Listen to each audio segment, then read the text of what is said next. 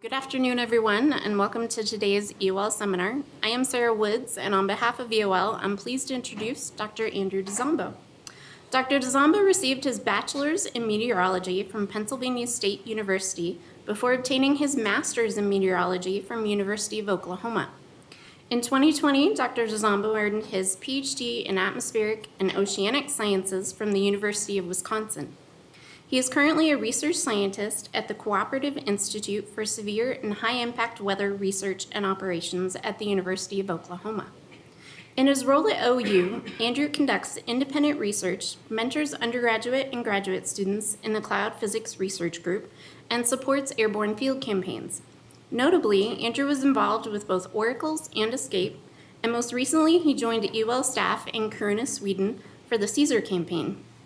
His expertise encompasses radar, in situ, and a variety of nowcasting and forecasting data products, giving him a unique perspective to his growing role as a seasoned field campaign forecaster. Amongst others, Andrew's research interests span from cloud microphysics and precipitation processes to measurement uncertainty quantification, and from gravity waves and turbulence to polar meteorology and atmospheric moisture and heat transport. Please join me in welcoming Dr. Dzambo for his seminar titled, Is the Arctic Boundary Layer Destabilizing? Trends from Atmospheric Reanalyses and Field Campaign Datasets. Welcome.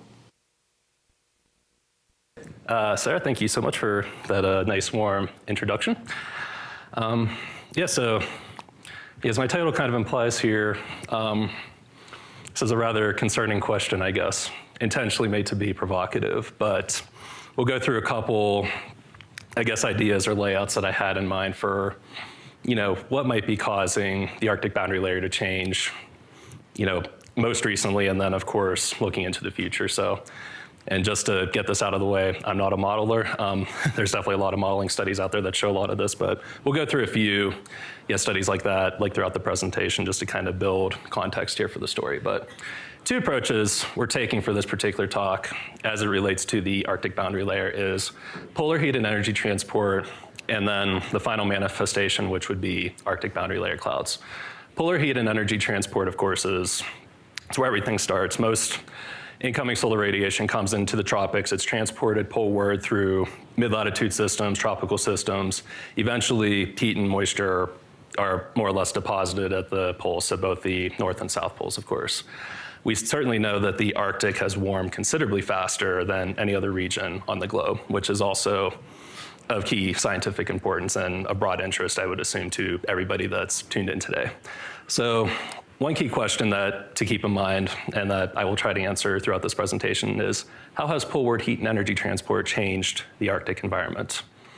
And then the second question, because this is extremely relevant, this has been stated in the ICCP, many releases of their annual climate reports are every many years that they do it. Clouds represent one of the key sources of uncertainty, as do aerosols. But the role of clouds in the Arctic environment, of course, are really important for modulating surface fluxes, ingoing and outgoing long-wave radiation, and of course modeling that is extremely important too, because if we're going to get the Arctic problem right, we need to get the cloud problem right. So it's a very important question, and we want to know from the reanalyses data sets, and more importantly, the measurements that we have available to us from a couple shipborne measurements that I will show, is cloud structure changing because of changes to the Arctic environment? I already went over this point here that the Arctic Circle has warmed faster than any other region of the globe. And you'll notice on this time series here, especially after about 2000 or so, it's increased substantially, with last summer being the hottest Arctic summer on record. It should be no surprise that as a result of this, average sea ice extent has decreased, especially over the last 40 years. And as we're going through this year, 2024 being in the light blue line, as you can see, it's trending much lower than average, and so far below the interquartile range for what is typically expected for sea ice seasonality this year. So more likely than not going to be another record-breaking year. And then of course, with clouds and with sea ice, this results in a lot of messy changes. Some of us are probably familiar with that in our own research works. It creates changes in cloud properties, cloud feedbacks, how you model that. It's it gets complicated very quickly. There have been a number of studies. This one I have up here from Kane Gettleman just kind of shows, how different things like sea level pressure, cloud fraction, they change over, just these couple years and how the anomalies change over periods of time. So there's many, many ways to look at this and quite a bit of old research to do that. Final piece here, of course, is, to understand changes in Arctic clouds, we need to know changes in global heat and energy, how that's being transported, and what ultimately happens here. So the thing that I mentioned already once, and I'm probably going to mention another 10 times or so, mid-latitude storm systems are a primary mechanism for transporting heat and moisture from the tropics to the polar regions of the globe. Once you get past the mid-latitude subtropical regions, a lot of that heat and energy is transported poleward, along the surface, especially here through this Ferrel cell diagram that I have here. Many versions of this diagram that you see here, but it's ultimately transported into the upper high latitudes, about 60 to 70 degrees poleward, and then the last circulation that we see here is the polar cell. So I'm going to touch on this a little bit later in the presentation as well. So kind of what's happening with this interplay between the Ferrel cell, the polar cell, mid-latitude systems, and general trends in heat and energy transport as we go poleward here. So with all of this in mind, noting the rapid increase in Arctic warming and of course the role of baroclinic eddies in transporting heat and energy poleward, we want to know, are extratropical cyclones carrying more moisture and kinetic energy compared to previous decades? And if so, are they statistically significant? And not even just for the Arctic, but I can show a couple results in this presentation elsewhere in the globe that are very interesting. Won't have a whole lot of time to discuss that part, obviously. But so if we remember our climate dynamics textbooks here, the total energy of the global climate system can be broadly summed up as dry static energy or moist static energy, and then kinetic energy. So all of this it's beautiful in my view because it's conservable, or these quantities can be conserved. So that makes it preferable in a study like this to use over, say, relative humidity or specific humidity or any absolute measure of water vapor. So with latent energy integrated over a given area and known for a given data set, we'll know that it's conserved fairly well. Same thing with kinetic energy here. So for the purposes of this study, moisture and latent energy will be used interchangeably. LVQ, of course, is how moist static, or I guess what latent energy would be quantified as. Baroclinic eddies, likewise, will be proxied as kinetic energy, which is simply the integral of 1/2 mv squared. So on the right here, I have a very simple diagram. This was, I think, January or December, Christmas Day 2020. Top panel shows column integrated latent energy and mean sea level pressure. The bottom one shows kinetic energy and mean sea level pressure as well. So just to give you an idea of like what storm tracks look like on a given day for a given map at any point. So typically, let me see if I can use the laser pointer here. I like this type of diagram because it shows fairly easily, that indeed moisture is being transported poleward by these systems here, and you can see it.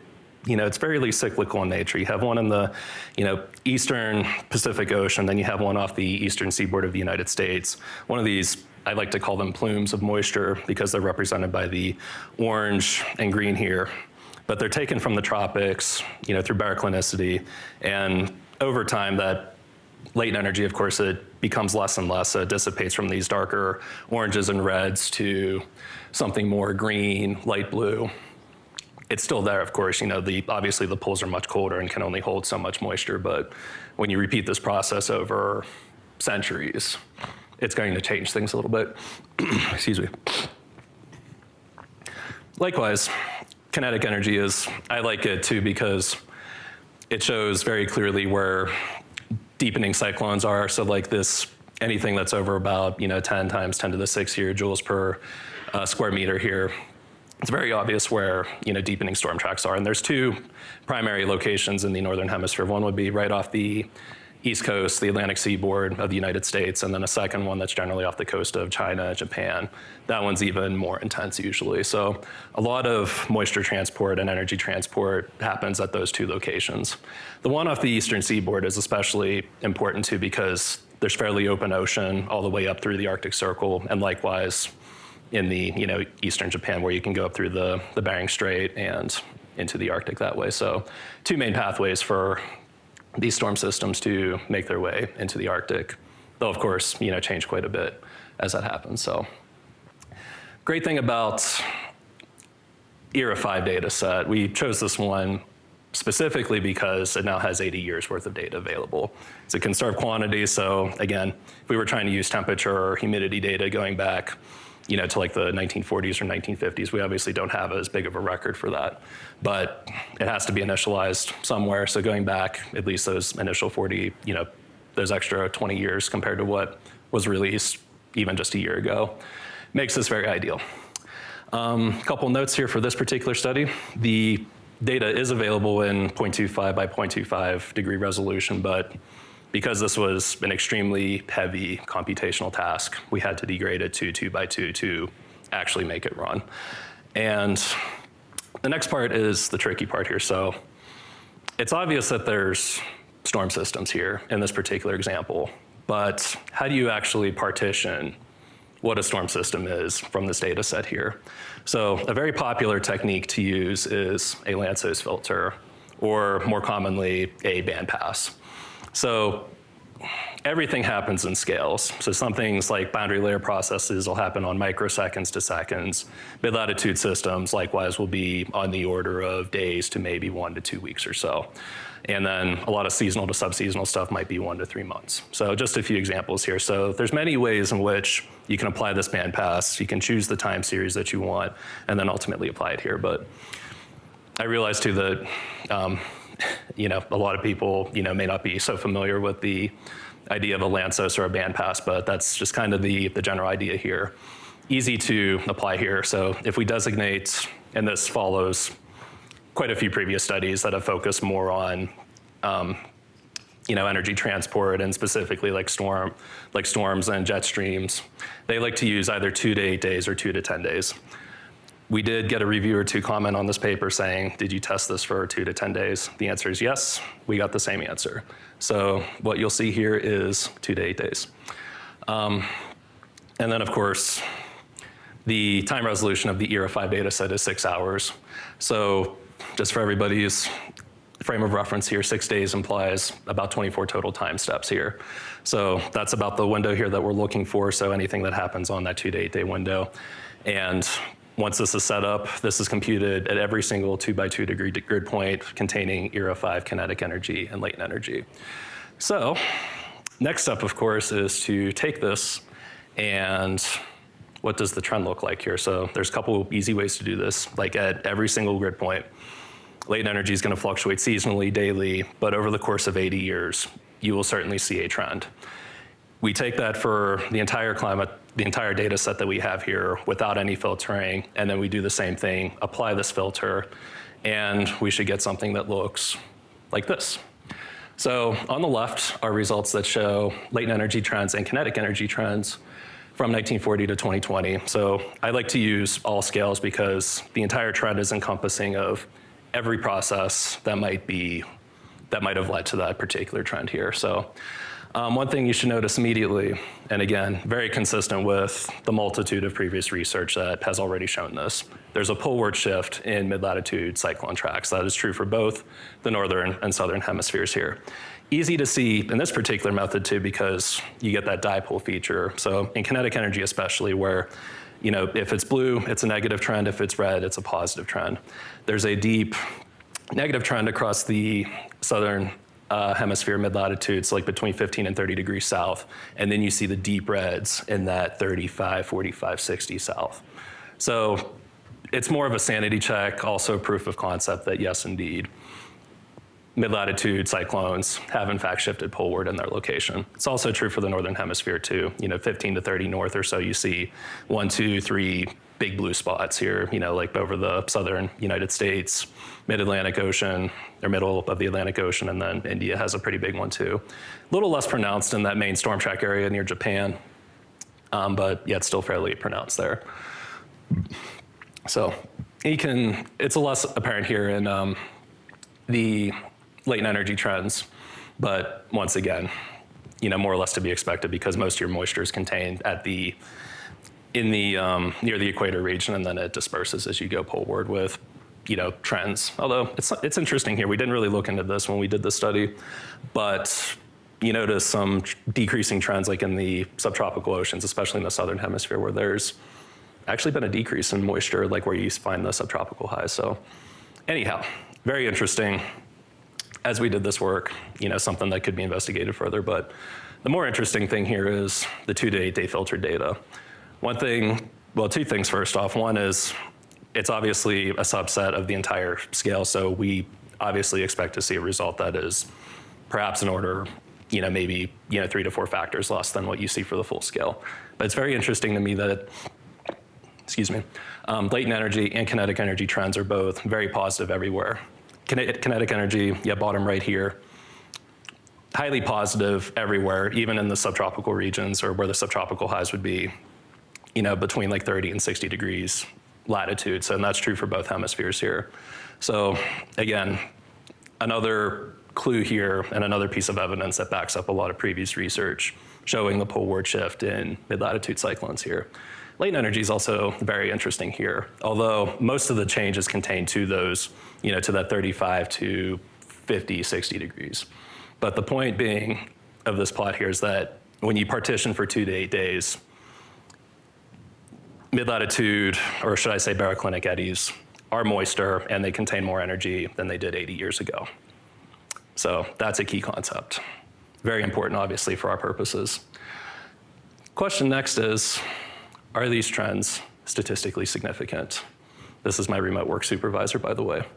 So the technique that we use for testing statistical significance, we don't do like a simple student t-test or anything of that sort because the atmosphere is very correlated in both time and space here. So this was a technique, I believe, developed by Weatherald and used a lot by Jen Kay's group, the concept of time to emergence. So it's more or less a statistical significance test, but it also takes into account things like autocorrelation between points. So like within nearby grid cells. Is the weather happening here? How correlated is that to the grid point that's say 100, 10 kilometers to my east or west? That's important. Sigma, which of course is the standard deviation computed from the whole time series, of course that's going to vary quite widely depending on where you're at, and it's going to be a lot larger in the northern hemisphere because the volatility of weather in that particular part of the region is quite large. And then of course omega, which is the magnitude of the slope. So once you know like the trend, and then you account for both the autocorrelation and the variance or standard deviation at each point, how does it change? So since we have 80 years of data, we look for time to emergences that might be 80 or less. So meaning that if there's a statistically significant trend, it will emerge in less than 80 years for this particular data set. So what does this show? An interesting result. So first and foremost, we'll go to the right part of the plot here, which is just from the 2 to 8 day filtered data.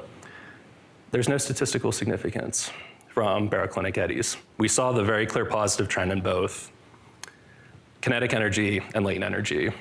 But no, there's a couple like light blue, or I guess light gray, that's like right at the edge of my color bar in the bottom right plot in like a few scattered areas, but yeah, not really significant there. But when we look at all the scales though, that mid-latitude belt in the southern hemisphere, that signal emerges in anywhere between 55 to 70 years or so.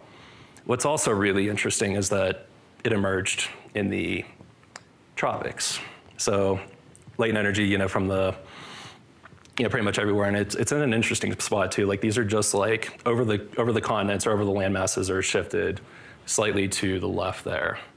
So as far as the equator goes, and again, this not really relevant to Arctic climate science per se, But in terms of how much moisture is being contained, I guess, in the tropical atmosphere, there's probably some higher order wave activity there. Like, it looks suspicious, doesn't it? Like, it looks like almost like a mixed Kelvin wave, potentially, mixed Rossby, something like that.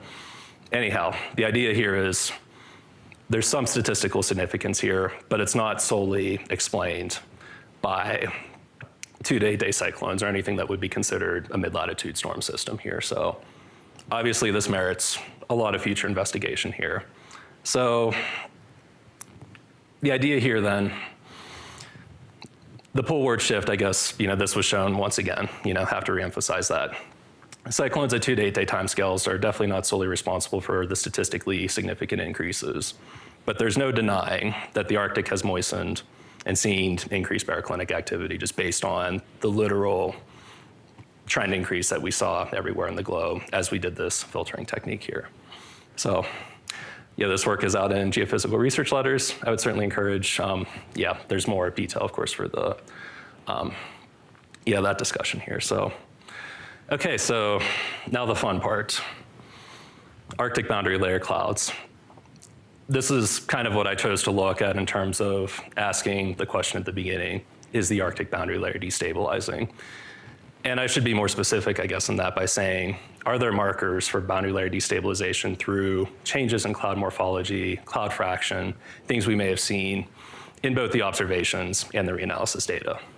So I'm going to look at it through mostly 3 variables here, but especially these first 2, estimated inversion strength and lower tropospheric stability with subsidence strength, of course, because subsidence, of course, the more that you have aloft, the more of a cap boundary layer you're likely to have, and therefore more boundary layer clouds that you are likely to see here. So that obviously plays a very, very important role here. There's a lot of other things too that could be used to assess stability in the boundary layer. For example, Richardson number, surface fluxes. Those haven't been looked at. We certainly acknowledge that that's another important piece here. Won't be covered in this talk, sadly, but keep that in the back of your mind as I go through this next series of slides here. And then, of course, once we look at that, we also have a mix in here of plots that show or might suggest, is the character of the Arctic boundary layer clouds changing as a result of these changes to, the net temperature and moisture additions that have been made over this very long period of time. So another couple motivations here I want to add. Cold air outbreaks have become quite important here because a lot of the scientific community has caught on. As Arctic sea ice retreats, that obviously increases the amount of ocean that might be available for generating, cold air outbreak type clouds. So a lot of marine boundary layer clouds. So a good question to ask, and this won't be answered in this talk, but as sea ice extent decreases, does CAO cloud extent increase necessarily? On that metal plot that you see there, over the northern hemisphere, it's actually decreased quite a bit over the continental land masses, but over the polar regions, jury's still out. Another thought-provoking question that I'm intentional about here. But a lot of observations have been made both with satellite data and more recently, surface-based field experiments and airborne ones too, like COMBL, represented on the left here. So I came up with this word, having lunch with Hugh yesterday, the Arctic perma inversion, because we know that the Arctic boundary layer is very stable. So not necessarily a new concept per se, but we know that an inversion is very, very persistent there.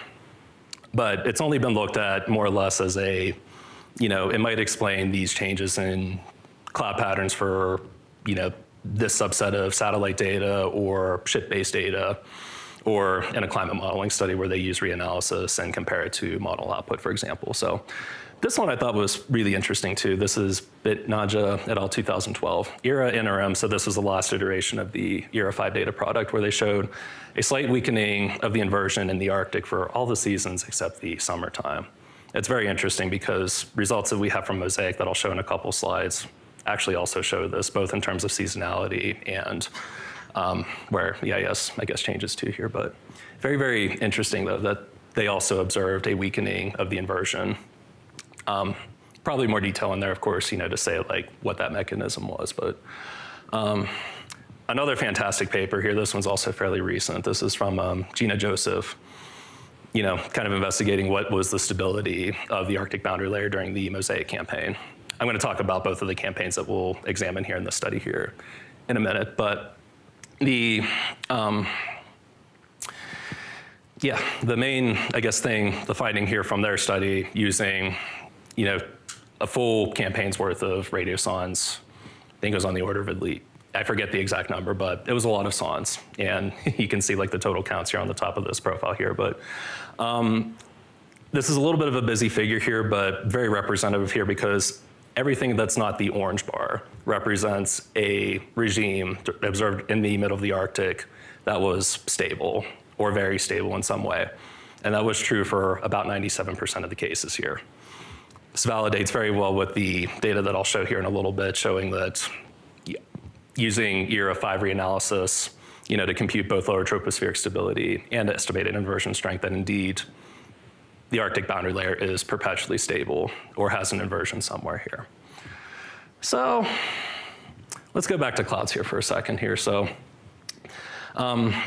one piece of the puzzle here, we're going to put together a few pieces here. So we pulled data from 2000 to 2020 here from the ARM best estimate cloud radiation product. So this is a combined multi-sensor retrieval product here where it uses radiosonde data to constrain the temperature profile, of course, a ceilometer for cloud-based, microwave millimeter wavelength cloud radar for cloud structure, and then retrieved cloud water path, liquid water path, I should say, and then precipitable water vapor. We'll look at liquid water path here real quick because one thing that we should know, we want to know, I'm talking about Arctic clouds, what do they look like climatologically? So this is a real quick and dirty plot here that you can make from this data here. So what does liquid water path look like in these clouds through the entire year? For the last 20 years at the ARM NSA site, so off in Barrow, Alaska, they've more or less actually been fairly steady. Median liquid water path on the order of 30 to 50 grams per square meter. But in the context of, are they moistening?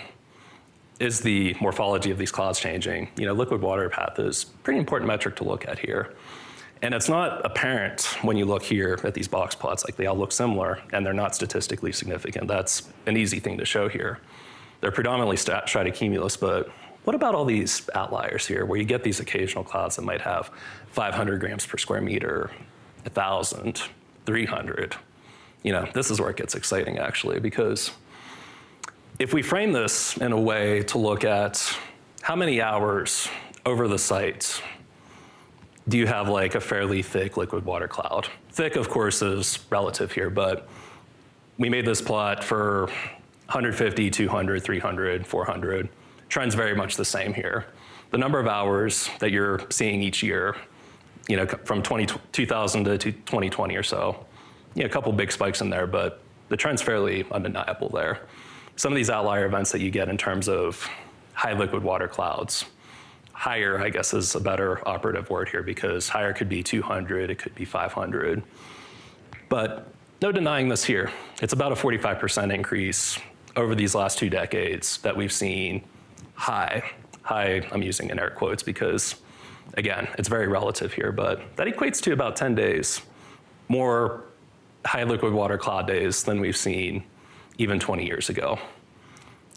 The only thing that's a real shame here is that we don't have 30 or 40 years of data to look at to see if there's a bigger trend here, but 20 is about as good as we're gonna do, at least for now. And everybody, of course, is gonna ask, what about seasonality? So, winter and spring are blue and green respectively. Orange and red are fall and summer respectively as well. Most of this trend is actually contained in the summer and early fall here. Again, the trend, little janky, but it's there. So it's inconclusive for winter and spring seasons. What I really find interesting though is, what would have this looked like 30 or 40 years ago if we were able to observe clouds and like the number of hours where you would see a cloud that's over 150 grams per square meter. So food for thought.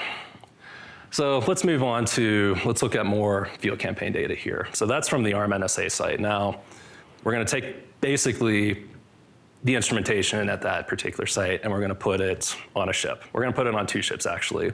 This one's the Sheba expedition. This one took place from 1997 to 1998, probably the original, most robust, set of cloud and radiation measurements that we had in the Arctic, going back, 25 years ago at this point.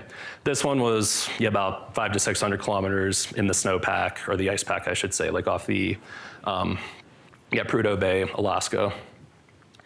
And that's one of the data sets. The second one that we have here is from the more recent Mosaic expedition. So this one was led by Matt Shoup and was the largest Arctic field expedition ever, just with everything that they had involved on this particular ship here. But this one, unlike Sheba, this one was actually within 1 to 2 degrees latitude of the actual North Pole here. So this is more or less a first of its kind cloud, thermodynamics, and other atmospheric measurements, like literally at the North Pole here. So one of the best data sets that probably exists for this type of research here. So now that we have this, we're actually able to do a cross comparison here. So like, does that 10 degrees of latitude make a difference? If you're Mosaic or if you're Sheba. Let's take a look. But first, we're going to look at cloud properties, I guess, through Matt and Dave Turner, their cloud phase property and precipitation retrieval algorithm. So similar to the ARM best estimate cloud radiation product, synergizes many observations. So this one also includes Ka and W band radar, ceilometer, radioson, and it gives us the best guess of what that cloud phase might be. So this gives us a chance not only to look at cloud morphology, but what's precipitation type in there? Is it mixed phase? Is it liquid? Is it cloud and drizzle? And for both campaigns, over 400,000 measurements each. So we know we're getting a great sample. What does this look like? So here's one. One of my favorite cases from the Mosaic. Been looking at this one quite a bit here, but this is what a typical, cloud identification product here will look like. Top is cloud phase identification. So there's a color bar here that'll show you that. So black on this plot, of course, shows clear skies. Purple, in this case, shows ice. That orange is a mixed layer cloud.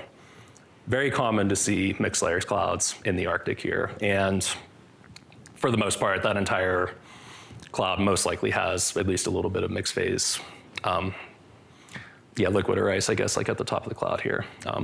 Also retrieves liquid water content and ice water content as a function of, altitude within the cloud. So we'll, not gonna focus too much on these here, but we wanna look at just the broad, the bigger picture statistics here. So statistics of the clouds that we observed during Mosaic here. First and foremost, we should mention that throughout the entire campaign, it was cloudy about 81% of the time. So implying cloudy profiles, 1 out of every 5 was a clear sky.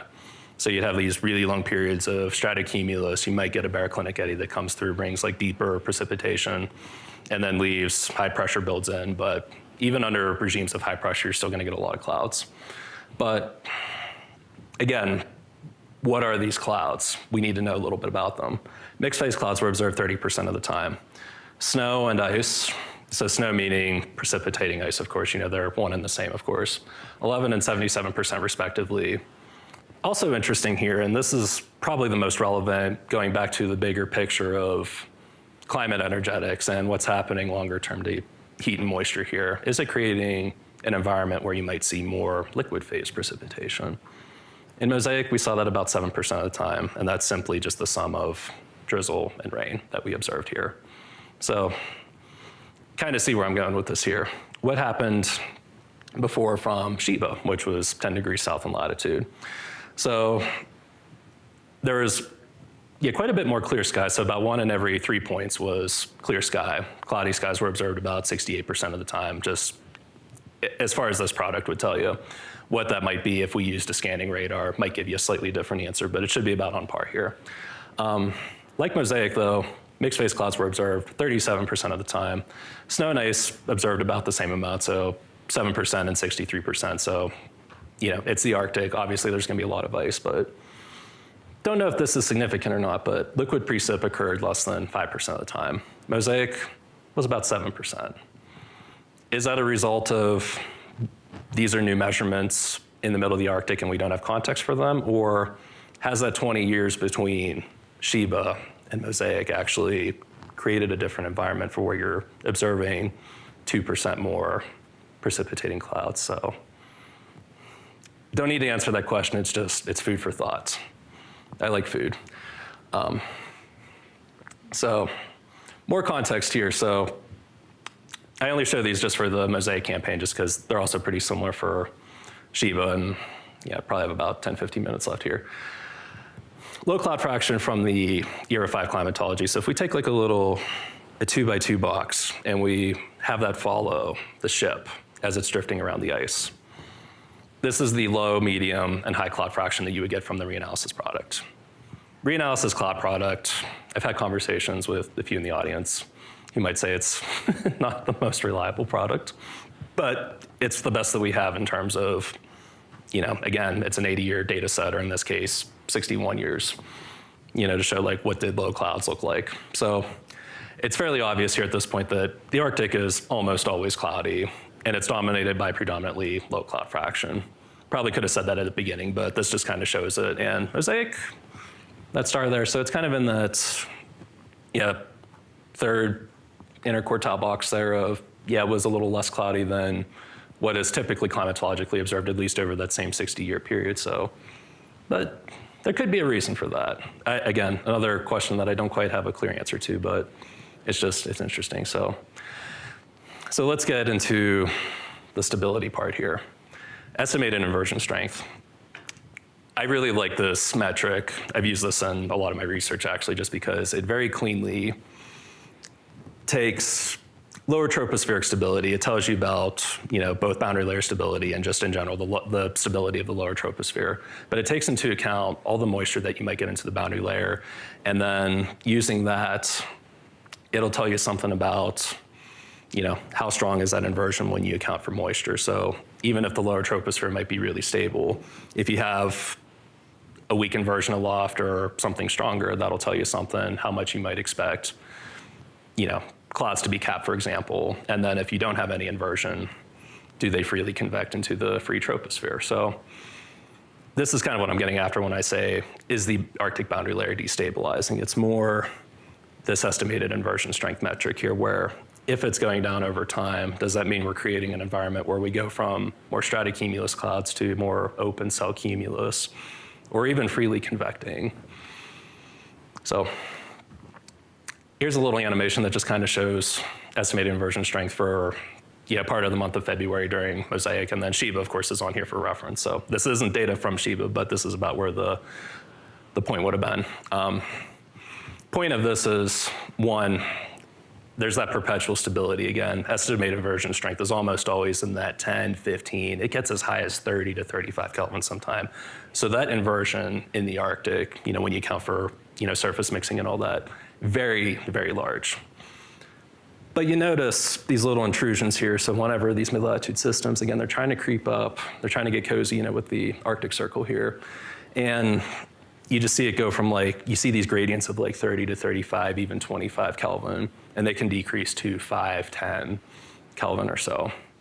Very, very rarely, though, does the estimated inversion strength actually ever go below 0, though. So it takes really special events, like big, really deep and really large, like occluded storm systems, to give you an inversion strength that might be less than 0, or anything where it'll convect to 4, 5, 6 kilometers, or however deep the troposphere would be in the Arctic here. So now that we've introduced estimated inversion strength and lower tropospheric stability, let's look at area average estimated inversion strength versus cloud phase.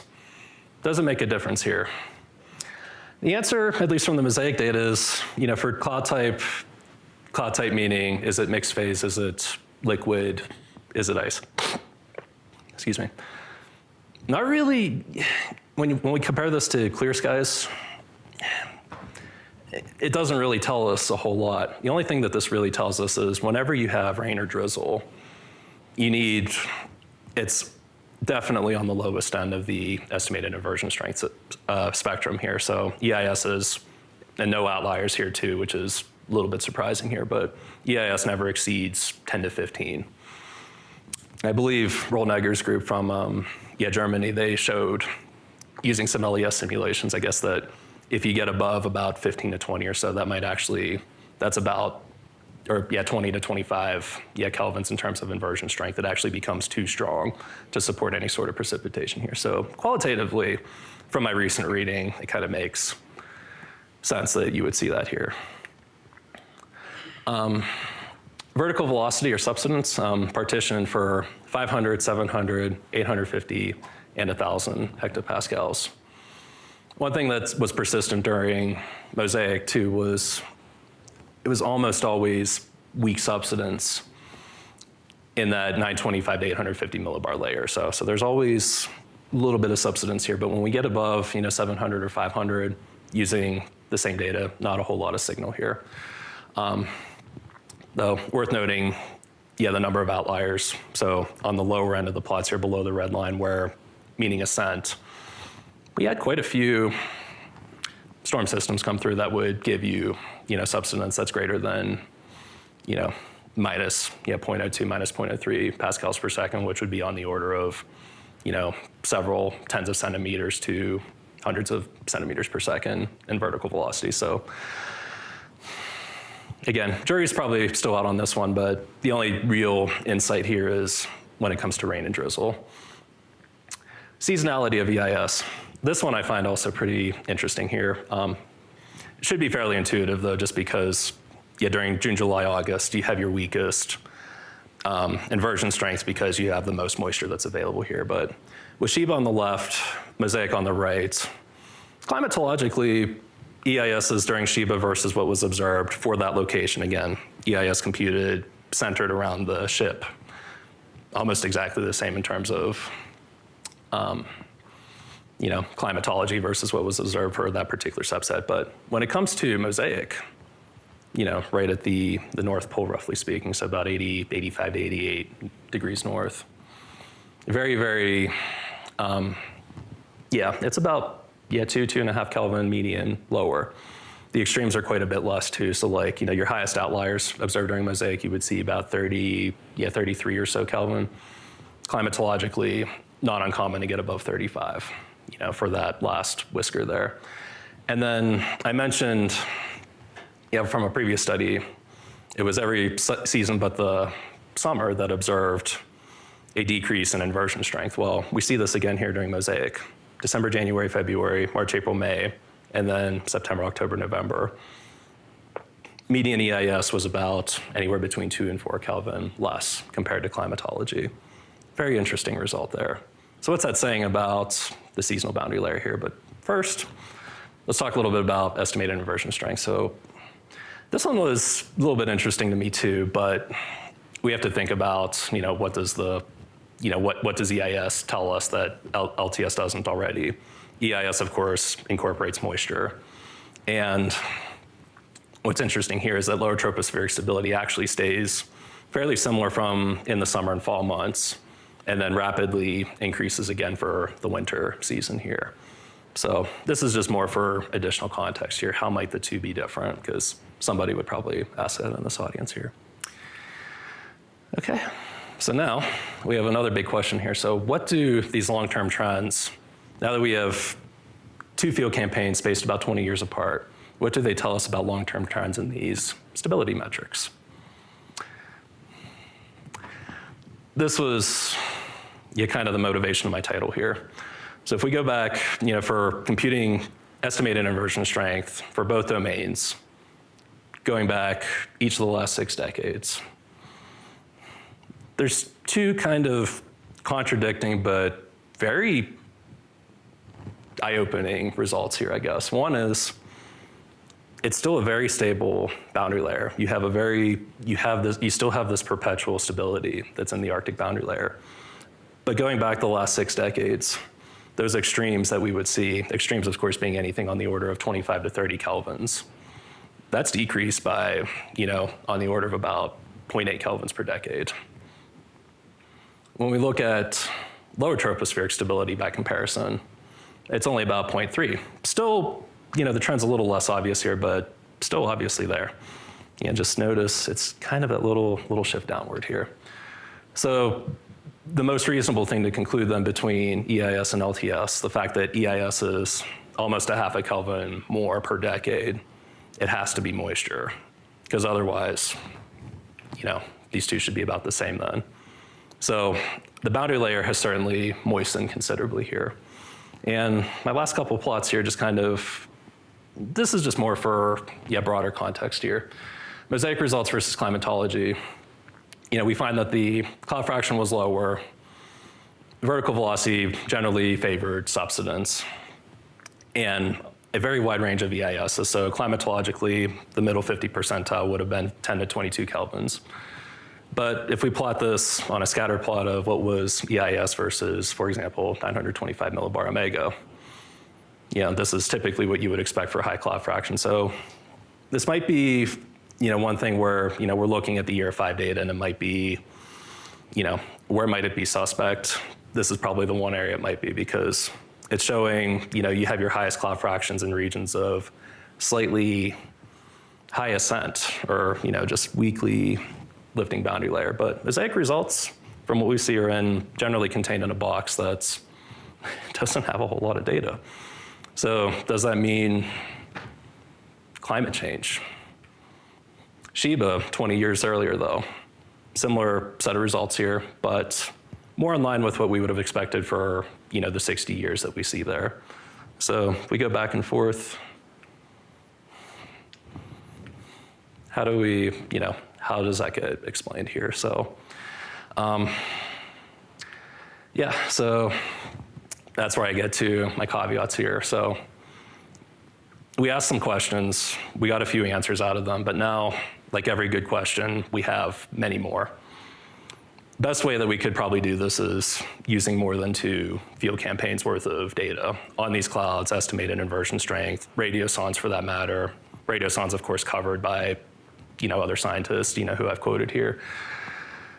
But we need to build confidence, that, what has been presented here, is a robust trend and not, 2 points, that we've lined from one point to the other. But anyone can pull this data, remake these plots. These were, the EIS ones they took a long time, but the liquid water path ones that I showed like at the beginning with the best estimate cloud radiation product, you could do that in 30 minutes. But there's an obvious need for more Arctic field campaigns, these type of measurements, because this could easily be motivation that, the 2 campaigns here, Sheba and Mosaic, the average latitude difference was about 10 degrees. That could be a huge, significant difference here. We need more of these campaign stations or stationed in the Arctic. And there's many other ways to assess boundary layer stability too, ways to figure out what's actually changing here that might produce thicker clouds, more deeply convecting clouds, the broader change of, or just broader cloud morphological changes here. So to kind of conclude, in terms of poleward heat and energy transport, it's a likely agent that is slowly eroding the Arctic boundary layer. It's pumping heat, more energy, more moisture, more ways to create additional cloud cover. And then from the Arctic boundary layer cloud, which is the marker for are we actually observing it, kind of a chicken and egg sort of paradigm here. There are some likely markers there, especially when we look at estimated inversion strength, but 0.8 kelvins per decade, when the estimated inversion strength is perpetually in that 15, 20, 25, it's going to take another 10 to 15 decades at that rate to achieve a fully destabilized boundary layer, if that's actually where it's going. And I said at the beginning, I'm not a modeler. A modeler could probably help me out with this question, but that leaves me with a few questions here. Does this mean the expanse of the feral cell, if storms are shifting poleward, is that decreasing the extent to which both the polar cell and the feral cell are interexchanging heat and moisture? Could this be a reason that if over time this decreases the subsidence rate, then that might be another thing that ultimately allows for the boundary layer to continue destabilizing over time. Would that be a valid reason? But the better way to get at this, in my view, of course, and there's many ways to do this, but how to stitch together a suite of Arctic field campaign data sets, including aircraft, to make this more clear. And then, of course, because this is extremely important right now, how does this change the frequency and strength of colder outbreak event type clouds that are becoming, again, extremely interesting, or of great interest to the scientific community here. So with that, I really appreciate everybody's time and attention, and I hope to have a good discussion here. So thank you so much.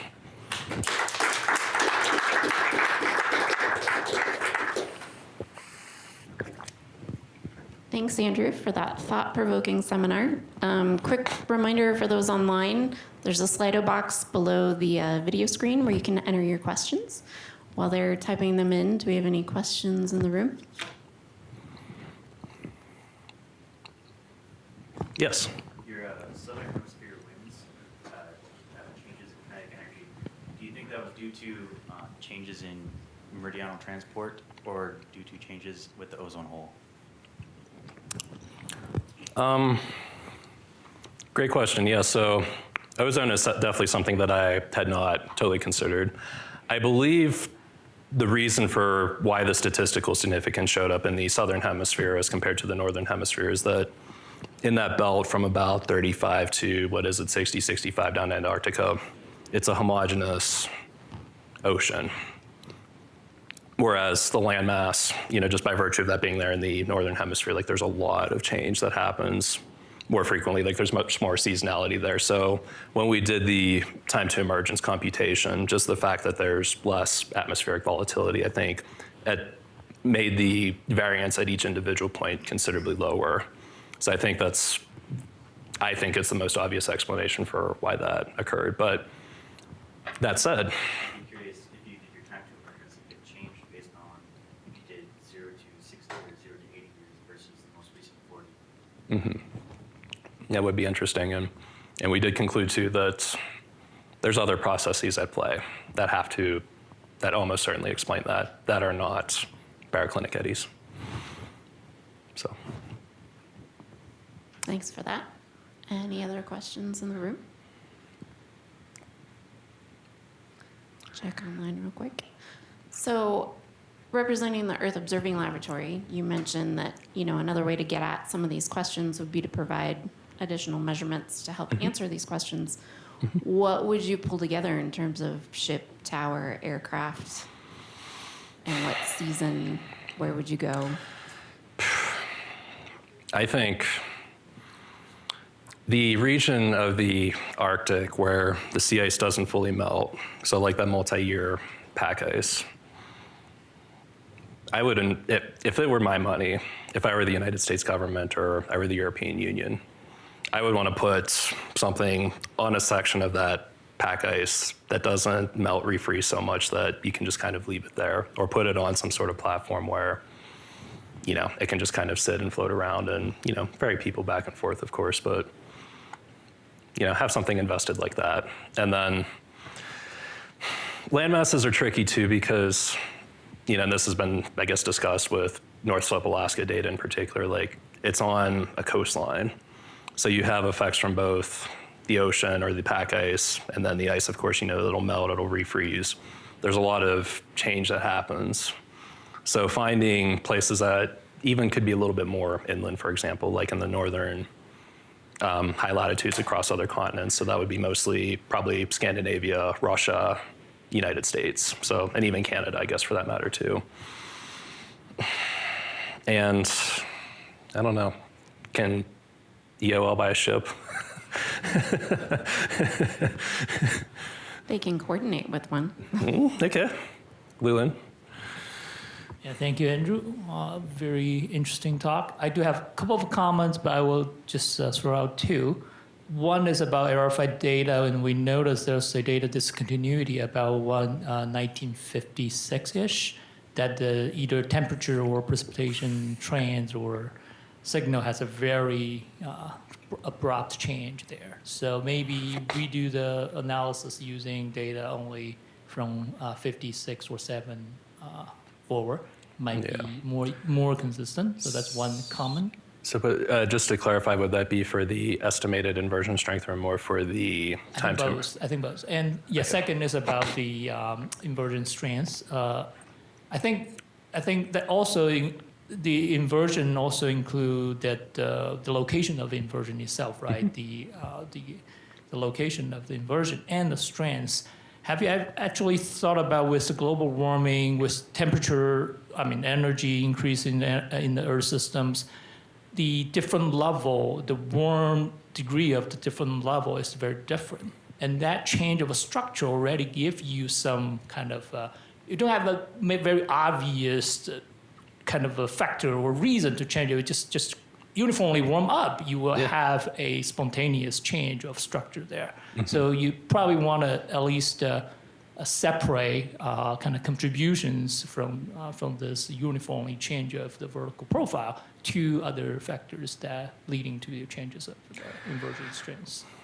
Yeah, that aspect's certainly been thought about as a next step, because one of the things that I should have done before this talk was look at structural, like what's the basic temperature profile look like at each decade, and for that matter, I guess maybe a specific humidity, although there would be problems with that, of course, too, for reasons that we talked about at the beginning, that in the Arctic, and especially with the reanalysis data set, it's really hard to use, like absolute moisture products.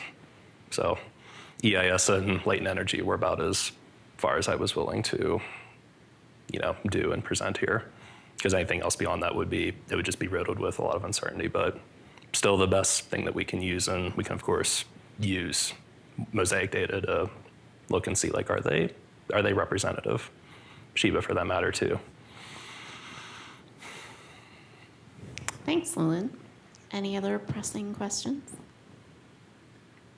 So if you think of one later, Andrew is sitting in M-Cube this week. He'll be around through Friday. And let's go ahead and thank Andrew for his seminar. All right. Thank you all for coming out.